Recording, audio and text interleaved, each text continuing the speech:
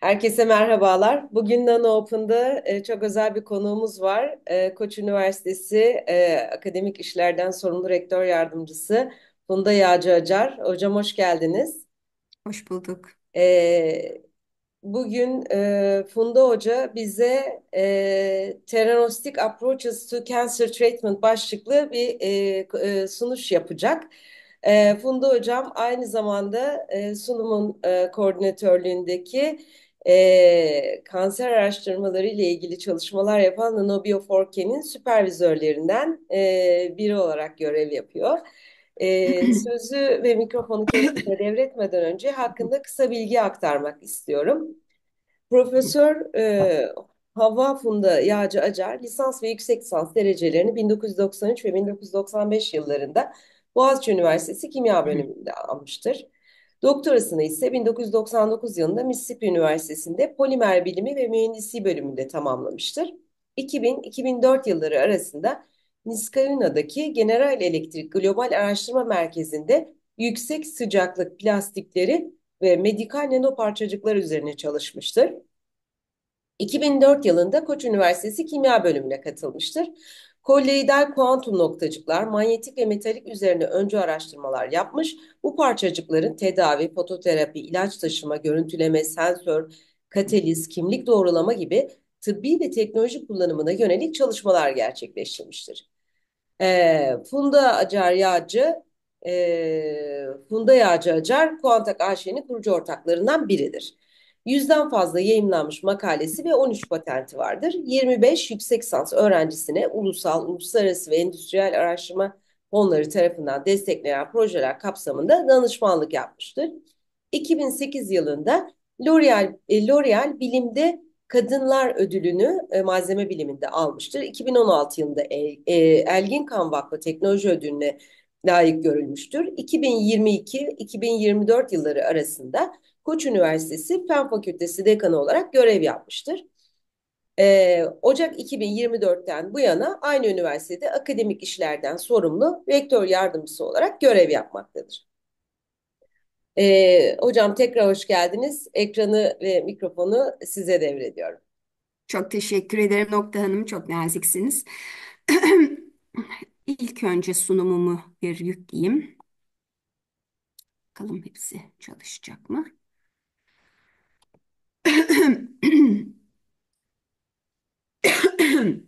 Öncelikle öksürükler ve aradaki sular için özür dilerim. Alerji sezonu, alerji ilaçlarını da takip etmeyen biri olarak sık sık öksürmek ve su içmek zorunda kalıyorum. Kusuruma bakmayın. Geçmiş olsun. Nazik davetiniz için öncelikle çok teşekkür ederim. Bu konuşmayı Türkçe mi yapacağım, İngilizce mi yapacağım? Siz nasıl Biraz rahat ederseniz. arada kaldık. Hı hı. Şimdi Türkçe slaytlarım da var, İngilizce slaytlarım da var ama İngilizce yapalım çünkü sunumda da yabancı graduate öğrencilerimiz oluyor. Bu program dahilinde de yabancı postdoclarımız ve öğrencilerimiz olacaktı. O yüzden İngilizce olan slaytları kullandım. İngilizceye geçeceğim. Türkçesi biraz zaten İngilizce oluyor, karışık oluyor. Teknik kelimeler İngilizce, geri kalanı Türkçe gibi.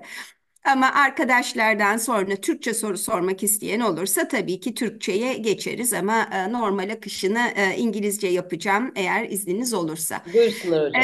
So today's topics will be nanotheranostics, and I will have a slightly heavier emphasis on its application in phototherapy, which is part of my recent research. So if you have been in my talks at Sabancı before, you will know the first half of this talk. So especially for those friends who know my research, the second half is unpublished work, so there will be some of the new materials and studies that I had run in my group within the last 3, 4 years actually will be there. So without further ado, I have to say that since we are talking about cancer, of course, this audience does not need much awareness on cancer, but that's surely a global burden. Despite all the advances in therapy and diagnosis, still it's a major problem. Still, it's a global burden. And still, there is a huge room for improvement. So, in the latest study published in 2022, they reported that every year we had 20 million new cases and about 10 million deaths. So actually, unfortunately, 1 out of 5 will develop cancer in their lifetime. And 1 out of 12 women, 1 out of 9 men will die from cancer, actually. And the projection for 2050 is not good. This number will increase to 35 million. So, of course, depending on the gender, there are differences in the most frequent cancer cases, but female breast cancer, colorectal, prostate, these are within my study, actually. I study these 3 cancer types a lot. So you will see examples from these cancer types in my studies.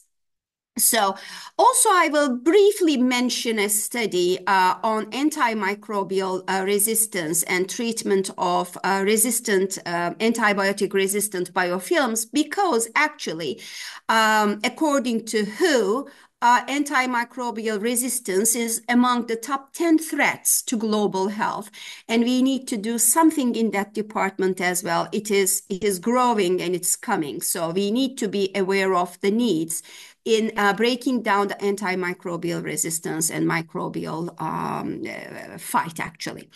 So when we look into the urgent needs in cancer, actually, of course, diagnosis, early diagnosis, but simple and low cost is important. And in diagnosis, what do we need to improve? Sensitivity and selectivity. And if possible, we would like to get some functional information. In the therapy, of course, we want improved therapeutic outcomes. We don't want to stop treatments because of unpleasant or unbearable side effects, or low effectiveness of drugs causing the high dose requirements. These are road blockers, actually, so we need to improve the therapeutic outcome.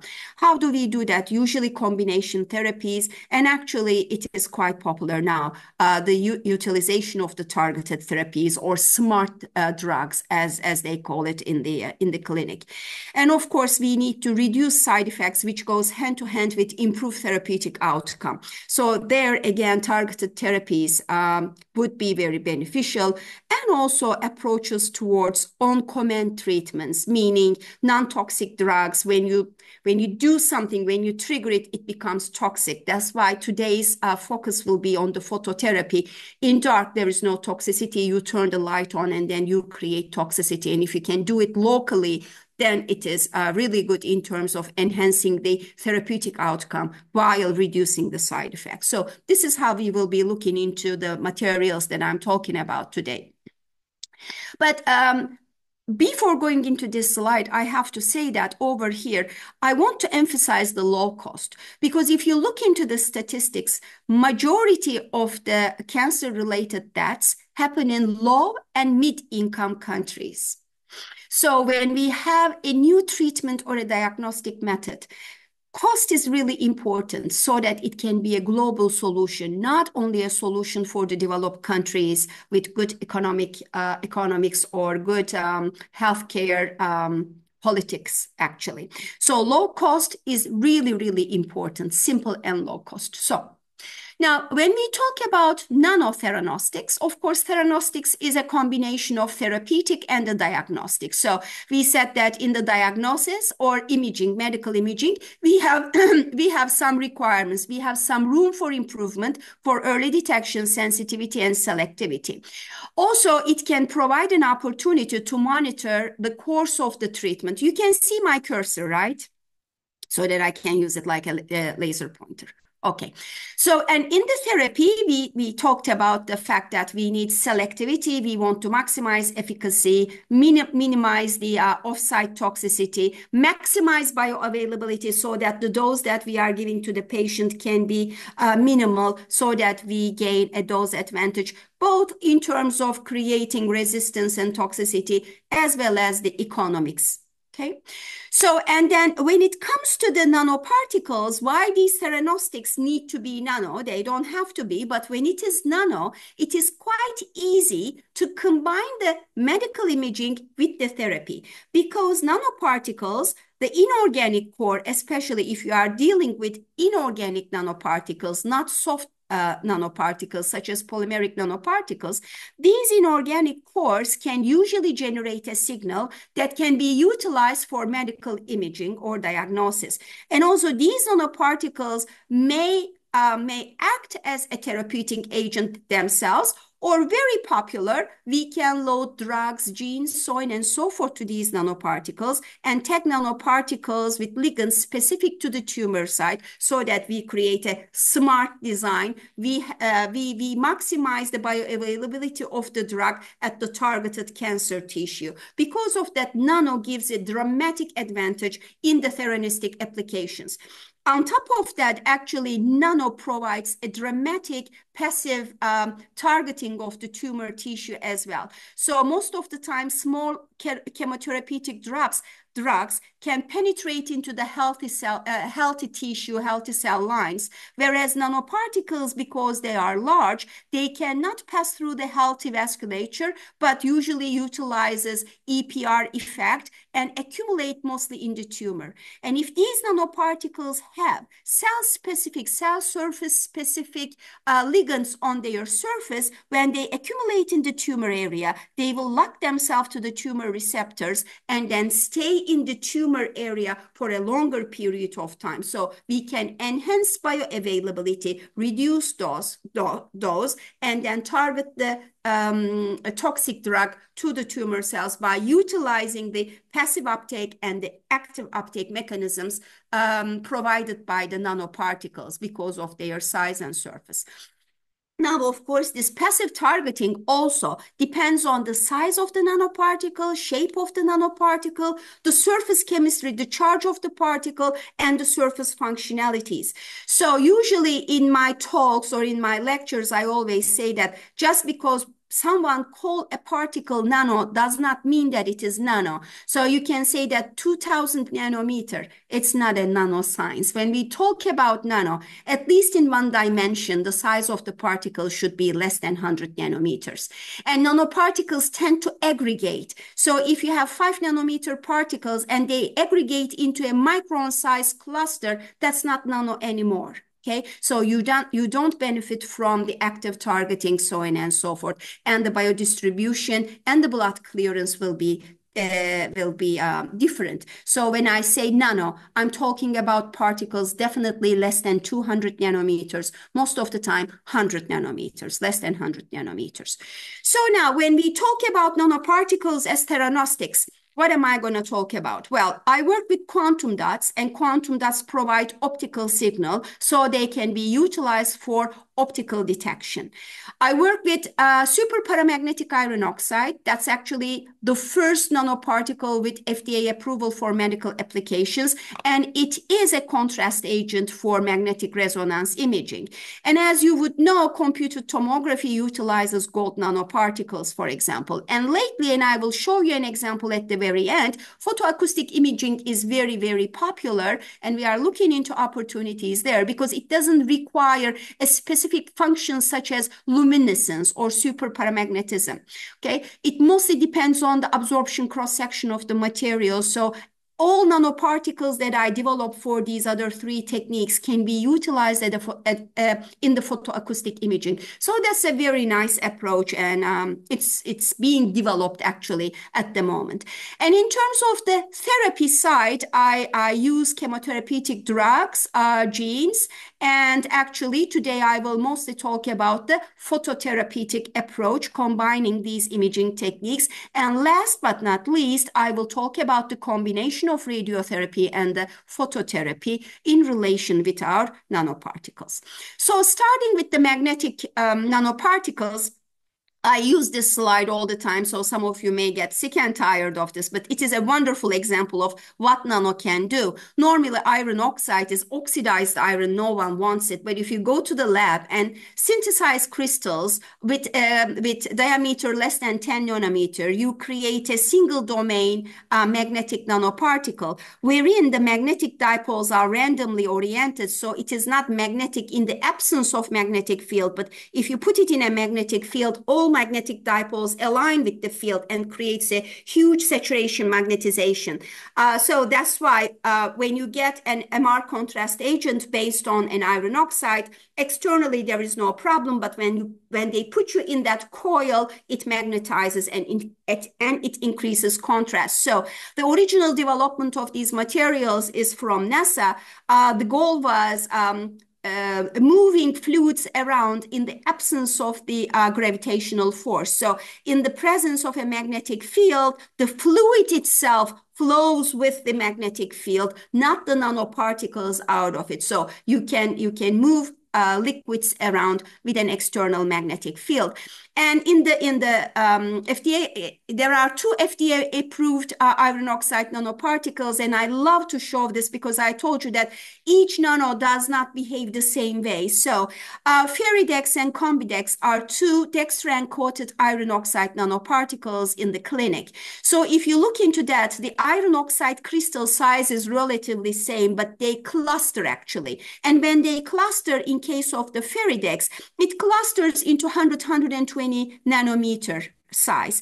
But in case of Combidex, they selected the low aggregated portion. It's like 2-3 nanometer, 2-3 particle aggregation. So the overall size of that cluster is about 20-25 nanometer. What happens is the biodistribution changes dramatically. The larger clusters end up in the liver and the RES system organs very quickly and only effective in the imaging of those organs. But when the size is small, it stays in the blood circulation for a very long period of time, so it can be utilized for angio and lymph node imaging. And another thing is the contrast they generate. The unclustered one, it produces a bright image. The large clusters create a dark image. Here you see a tumor, but actually the iron oxide is here in the healthy tissue, increasing the contrast, but dark contrast. So when you change the size, I think this is one of the best examples that how you will use that particle, what type of signal you will get out of it, and what will be the organ distribution and the body clearance will change dramatically. These 2 examples have the same inorganic core and the same coating. The major difference is the size of the cluster. I think this is a very important message for those of you who are working with the nanoparticles. So now iron oxide nanoparticles are indeed have been utilized for magnetic drug delivery. For example, injection of drug-loaded iron oxide can be concentrated at the site of the tumor with an external magnetic field. Or actually there have been studies where it was utilized for magnetic hyperthermia in an alternating field, magnetic field. Magnetization, demagnetization creates local temperature increase and burns out the tumor tissue. And today I will be showing you examples, which is relatively new story for the iron oxide nanoparticles. It was discovered that when it is hit with lasers, it can create local temperature increase. So just hyperthermia again, but not this time triggered with the magnetic field, but externally by an optical stimulation. So these are all what we can do with magnetic nanoparticles. And I also want to talk about the luminescent quantum dots as a second set of particles that I usually work with.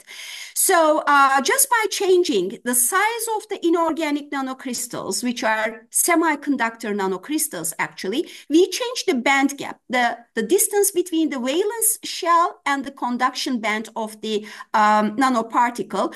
And when you excite the particle with an external energy, when it goes back to its ground state, it releases this energy. And then what you see is all these beautiful colors. So not by composition, unlike in the case of the organic fluorophore, for either you need a different molecule. This time you can use the same inorganic crystal but change the size in order to tune the color of the emission. And the good thing about this, why we can use this for optical imaging instead of an organic dye, is because in this picture the red one is the quantum dot, green one is an organic dye. Here it is the reverse. As you can see, the organic dyes under imaging conditions quenches very quickly, in this case in 120 seconds. But the quantum dots are resistant to photobleaching greatly. And of course, these beautiful colored quantum dots are good for papers, but not that good for medical imaging because the natural tissue has absorbance and scattering and an autofluorescence. So over here, you see the autofluorescence, but if you put a near infrared filter, you see dark image. Because of that, actually, there is a medical window for optical imaging, which is determined as between 700 to 900 nanometers. At this wavelength range, the scattering and absorption will be minimal, the contrast will be maximum, and the penetration depth will increase further so that we can utilize a low amount of quantum dots and get a better contrast.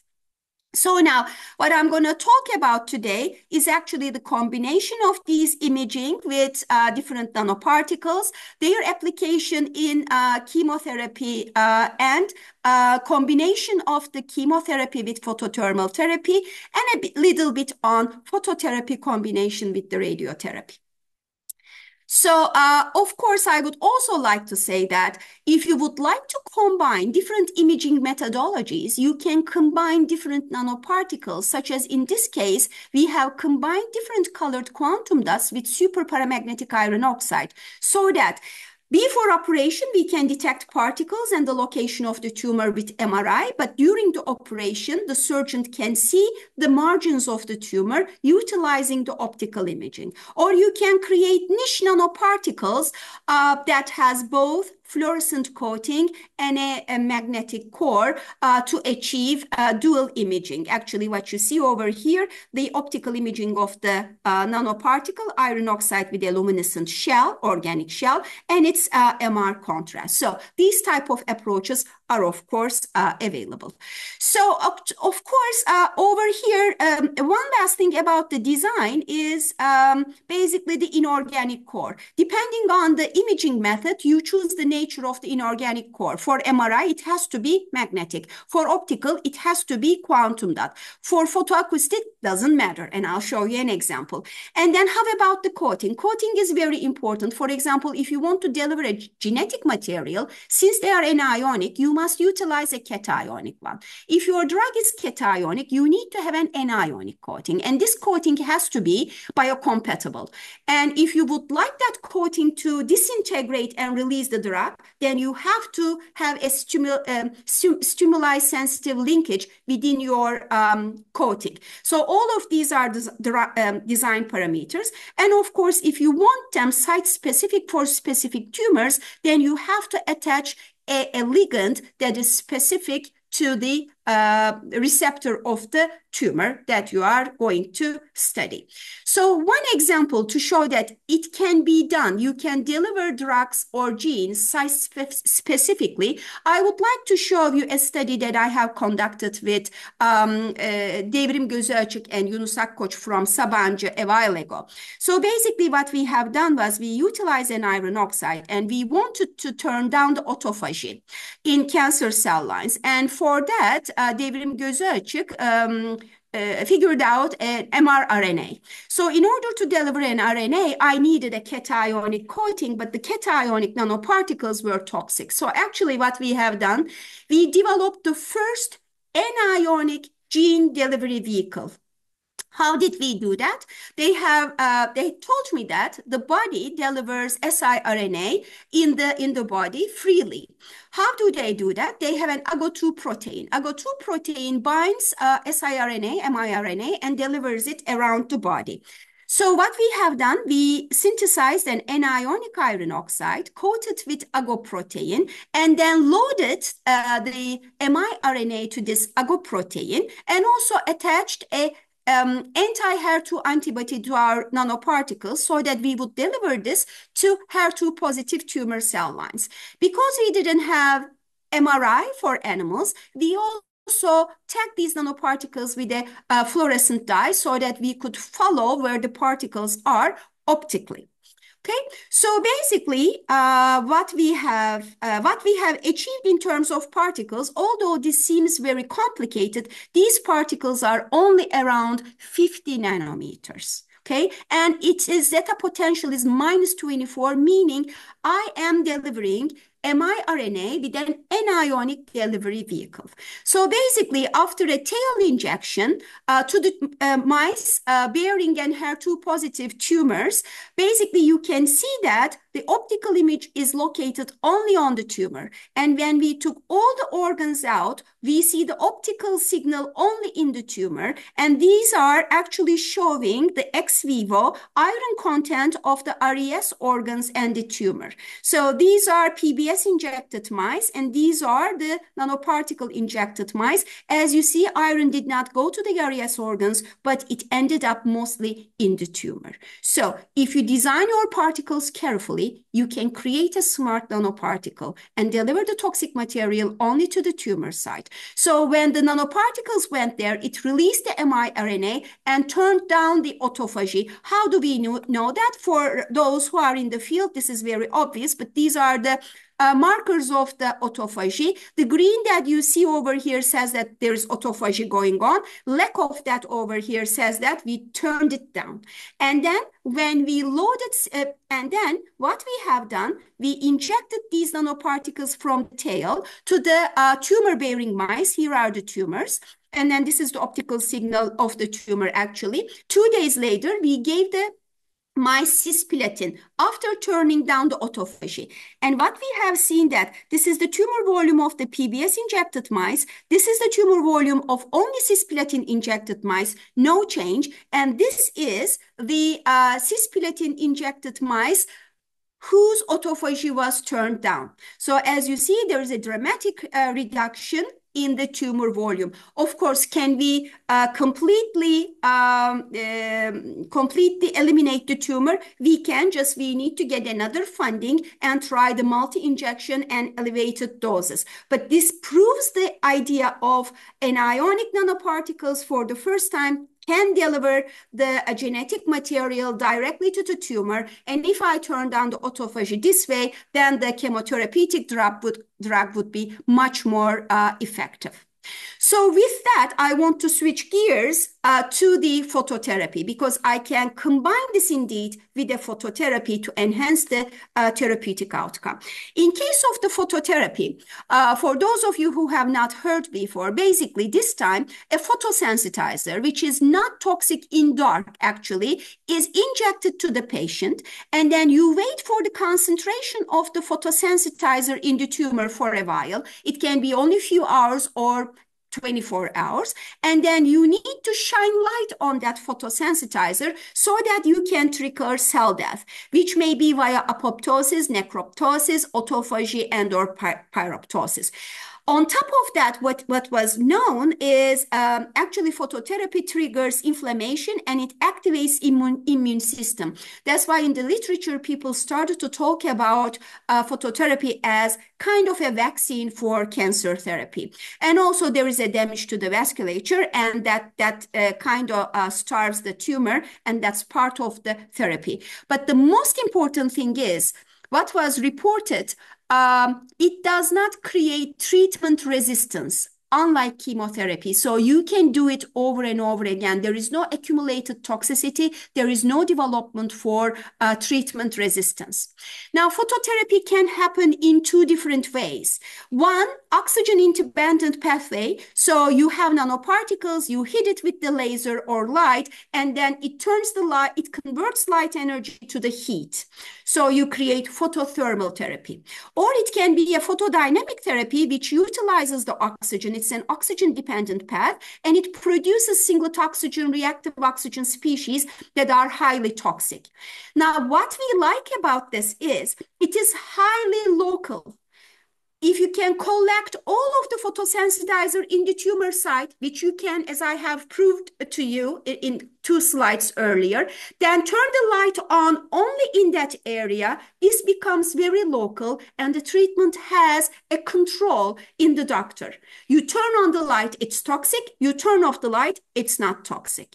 And also, you don't have to indeed kill the tumor cells, do not need to cause necrosis. Actually, you can do some mild hyperthermia kind of increase the fever of the tumor and then combine it with, for example, radiotherapy or the chemotherapy. In those cases, it was reported that the other therapeutic method became much more effective because you kind of decrease the resistance of the tumor to the treatment. So combination therapy or a single modality can work in case of the phototherapy. Of course, how you will deliver the light is an important thing. Now, if you use visible light, it's only for the surface treatment, but you can deliver light through catheters, endoscopes, so on and so forth, as you can see over here from the clinic examples. But for deeply seated tumors, definitely you may need to go in with endoscopes or catheters, but also it would be nice to trigger the phototherapy at long wavelengths in the near infrared, as I have mentioned, which is the medical imaging window, so that we can have a deeper penetration of the light and we can maximize the treatment. Okay. So this is actually an image of the silver sulfide quantum dots that we produce that have a luminescence in the near infrared region as well. So when we collect it in the tumor, hit it with the light, we can both create photothermal effect and we can create reactive oxygen species. So one of the major problems in the phototherapy in the clinic today is not the delivery of the light. The short wavelength requirement of the photosensitizers and poor bioavailability, poor solubility of the photosensitizers. So we can utilize nanoparticles for the targeted delivery of the photosensitizers. But what I'm going to talk about today is also the utilization of the nanoparticles as photosensitizers. So here is one example from the superparamagnetic iron oxide, which you can detect with the MRI. Actually. So basically what you are seeing here is one of our earlier studies, and this was relatively the most detailed study behind usage of the spion as a PTT agent. What we have looked into is actually what you see over here is a solution of the iron oxide. When we hit it with a near infrared light, 785 nanometer, which is revolutionary actually in the phototherapy, with a decent power of the laser, we heat this solution. When you turn it off, it cools it down. Turn the light on, heats up. Turn the light off, cools down. This is a continuing cycle. What is beautiful here is it doesn't lose its property. In case of photosensitizers, you will not see this. This temperature increase will deteriorate after a couple of cycles. But in case of nanoparticles, you inject it once, you can hit it multiple times and get the same delta T from the same material over and over again. And also what we have seen is the amount of the heating depends on the laser power, nothing else. So you can utilize that. And then actually in our very first study, we have shown that we could kill cells, reduce cell viability when we inject doses of the spion to the cells. Without laser, no toxicity. You hit it with near infrared laser, you get dramatic loss of the cell viability. I will pass this, not that important. So here is one example where we utilize the PTT potential of the iron oxide in combination with a known organic dye utilized in the clinic, ICG. Indeed, ICG has been FDA approved and has been in the clinic for the surgeons for imaging purposes. But also in the last decade or so, they have figured out that it can create photodynamic effect. So we thought about combining the two, making a hybrid nanoparticle, which is optically active in terms of imaging, magnetically active in terms of imaging, but both agents, both iron oxide and the ICG, can induce photothermal therapy. So basically what we have done, we had a cationic nanoparticle, loaded the anionic ICG over there. This is the absorption of the iron oxide. This is the absorption spectrum of the ICG. As you see, strong absorption in the near infrared, so we will hit them in the near infrared, and this is the combination. And as you can see over here, these particles are anionic and very, very small nanoparticles, okay? And then what we have seen, this is if we hit these these nanoparticles with 808 nanometer laser with a power of 1.8 watts per centimeter square, nothing happens to water. So unless there is nanoparticle under this treatment, you're not going to heat up anything. Okay.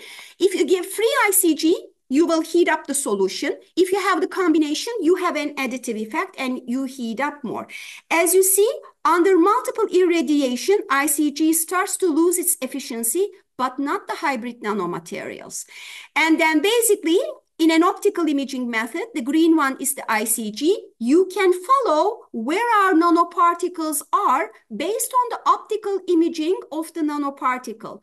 Why it is important to know? Because you will know the best time after injection for irradiation. Second, the exact location, the exact area that you have to irradiate to bring out a photothermal effect.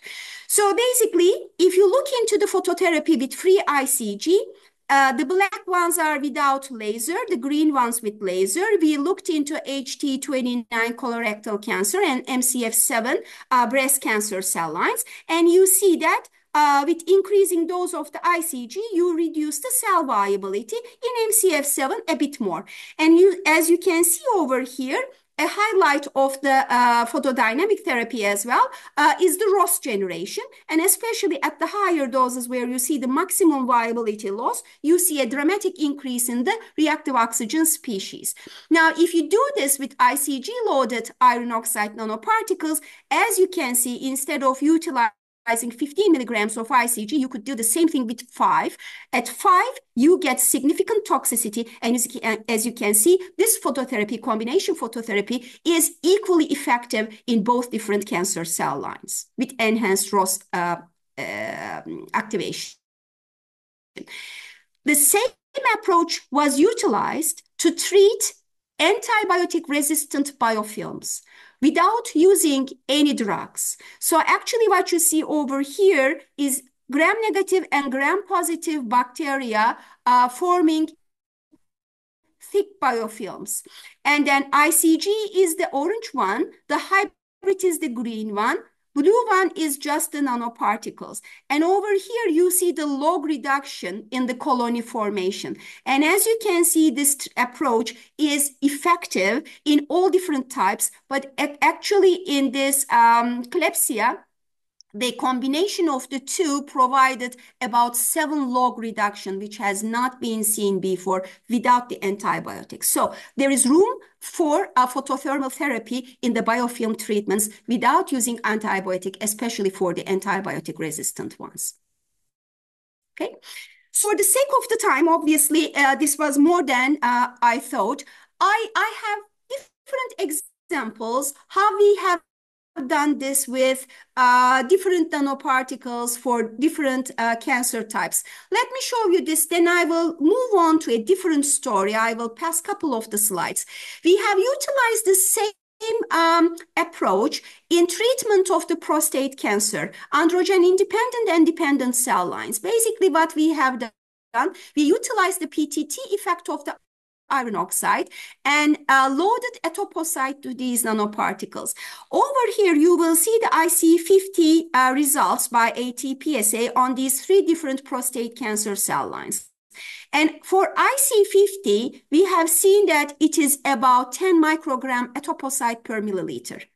When we load it to nanoparticles and deliver it directly with the nanoparticles, then as you see, especially in DO-145, in PC3, we had a dramatic reduction in the IC50 of the etoposide.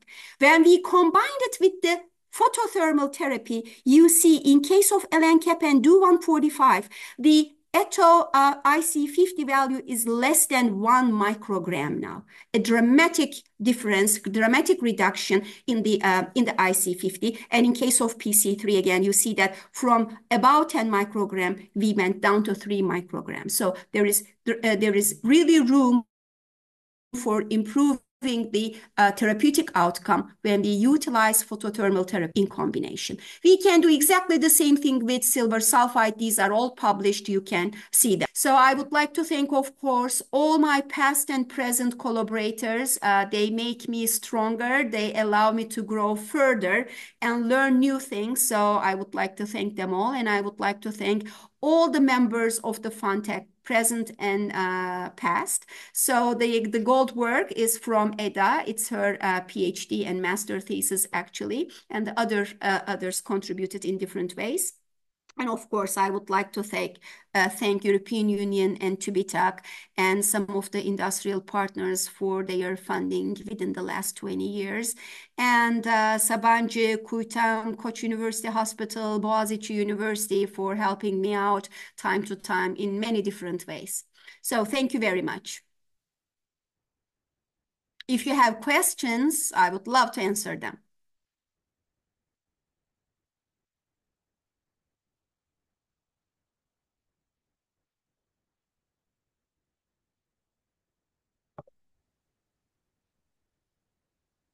Hocam çok çok teşekkür ediyoruz. Ben teşekkür ederim. Sağ olun. Sorusu olan varsa alabiliriz memnuniyetle.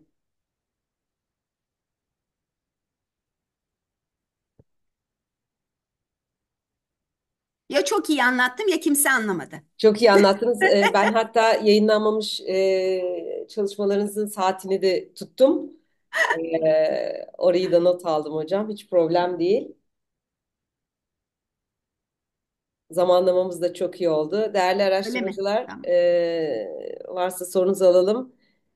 E, Q&A session open. If you have any question, you can just directly ask or you can use chat box.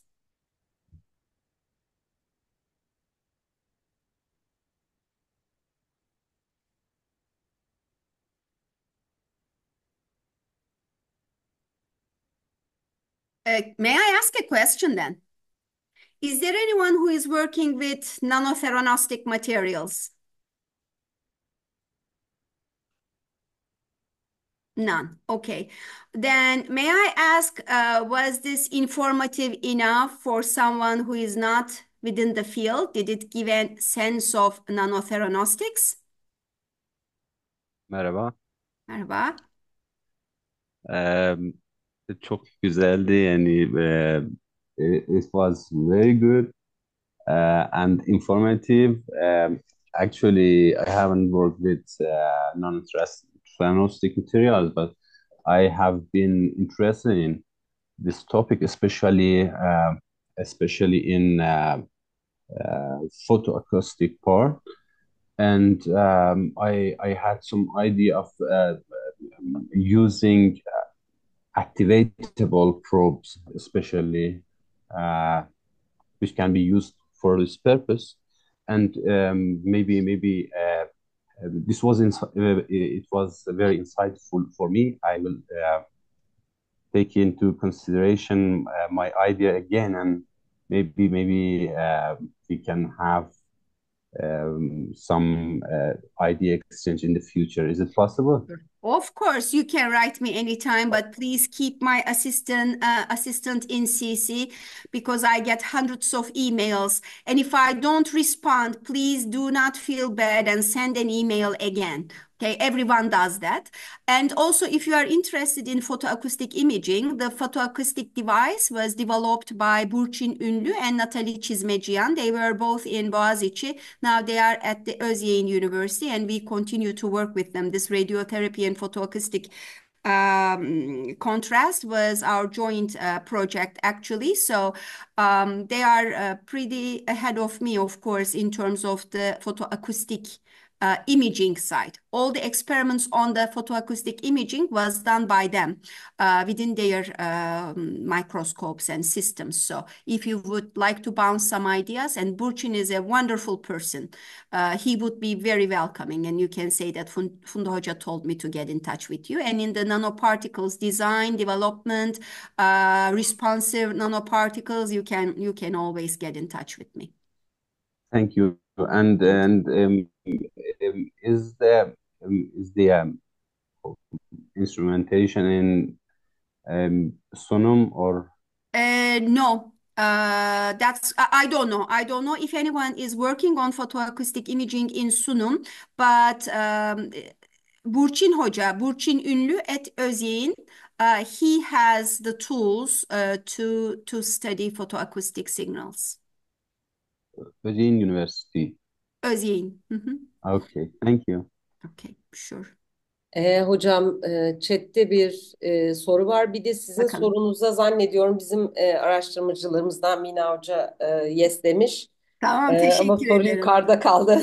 Good, so that I can tune. Hocam primer hücreler ile de çalışmalar oldu mu? Yani biz hep immortalized cell line'larla çalışıyoruz. Aslında bir iki tane şeyimiz vardı. Patient driven cell'lerle çalışmak istediğimiz projeler vardı. Bir türlü onlara başlayamadık. Şu anda size gösterdiklerim, yani bizim standart işte PS3, ondan sonra Du145, bu prostatta gösterdiklerim. Kolorektalde birkaç tane cell line'ımız var. Memede birkaç cell line'ımız var. Şimdi bir de pankreas çalışıyoruz. Ama dediğim gibi hayır. Sferoid çalıştığımızda oldu. Aslında orada aslında patient driven cell'lerle tumor sferoidler yapmak üzere İngiltere'de. Fakat bitiremediler. Yani proje bitti. Onlar çalışmayı bitiremedi. O kaldı. Ama çok çok önemli. Size şu kadarını söyleyeyim. Bu hani fototerapiyle trigger ettiğimiz ölüm mekanizmalarından başladık ya. Onları bizim hücre hatlarıyla patient driven hücre hatlarını karşılaştırarak yaptığımızda ölüm mekanizmalarının bile değiştiğini görüyoruz. Ama öyle report edecek hani fully completed bir study şu anda yok, ama bana sorarsanız must. Şu an sadece canım yetmiyor. Ortaklarımın da canı yetmedi, ama gitmemiz gereken yer burası. İşte hayvana taşıyarak o şeyi birazcık sağlıyoruz. Onu yapamadığımız yerde çalışmayı hayvana taşıdığımızda işte biraz daha iyi oluyor. Maybe I can ask a question? Of course. Yeah, thank you for the very nice talk. So Thank for you. the NANOBIO4CAN project, I'll be hosting a fellow. We will be developing vaccine-based hydrogels for drug delivery and like phototherapy of breast cancer cells. And I was wondering whether you would be interested for collaboration.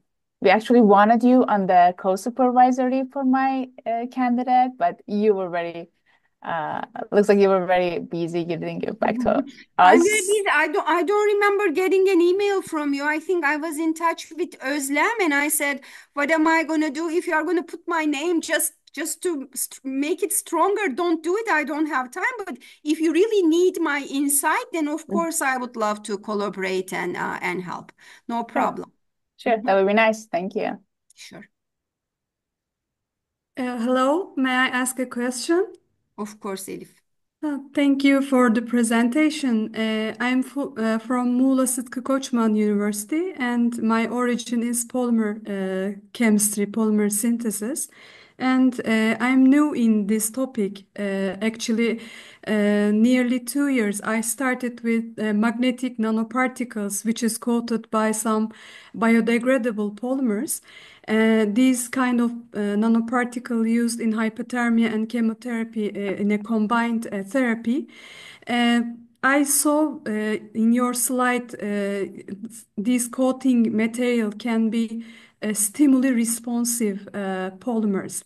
What kind of stimulus, pH or temperature? And I saw It only can be everything. It Uh-huh. can be everything. Well, in a field like this, honestly, if you would ask my opinion as someone who is working with magnetic nanoparticles since 2000, there are a lot of examples out there. If you don't have a unique idea, why do that? Almost everything has been done. So you need to create something really different.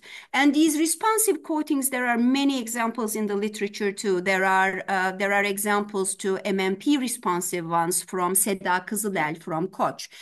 The ones that I studied before, actually you can check it out, anisopropyl acrylamide coated ones. And, there was, temperature responsive coating has been known, but what we were studying there was what would be the effect in the therapeutic outcome if I change the molecular weight of the coating. And it was done again with Devrim Gözü Açık, and we incubated, we loaded doxorubicin there, and we have seen how the timeline of how the drug release time scale change and what it means for the therapeutic outcome.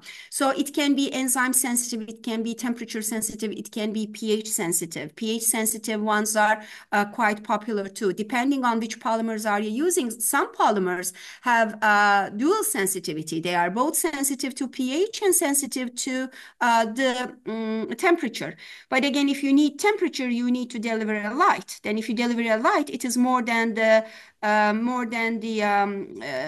phototherapy or response. I didn't show you that example, but in case of silver sulfide, if you are interested in responsive coatings also, with Mahshit, we have published silver sulfide, MTX loaded, folic acid tagged. And we had really good results. We reduced the effective dose of the MTX dramatically. But what was interesting, when we hit it with the light, we enhanced the drug release as well. So you had a faster drug release. Now you have to also think about complicated things. Just because you are combining two unique things together, it doesn't mean that you will get something better. I have seen many PhD theses that they say that, oh, doing A is really good, doing B is really good. They combined the two without thinking too deep. It didn't work because they are counteracting. So you need to aim for an additive effect or a synergistic effect. So you have to really design carefully. And then, maybe the chemistry of the temperature responsive polymer is not suitable for the type of the drug that you want to incorporate in. So all of these have to be your design parameters. And as I said, it is very difficult nowadays to publish something like that in a high impact journal because many things has been done. So they will question what is new in this picture. So you have to spend some time thinking about the niche part of that project. Okay, thank you. Sure.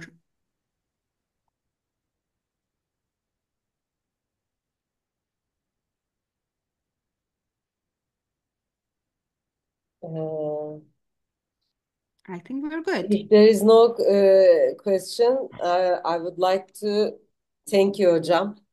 Of course, it's my pleasure always. Thank you for your time and great presentation. Dear participants, I also would like to thank you. We will have a very distinguished guest next week too. Hocam, thank you for your time and efforts. Thank you very much. Bye bye. Thank you. Thank you hocam.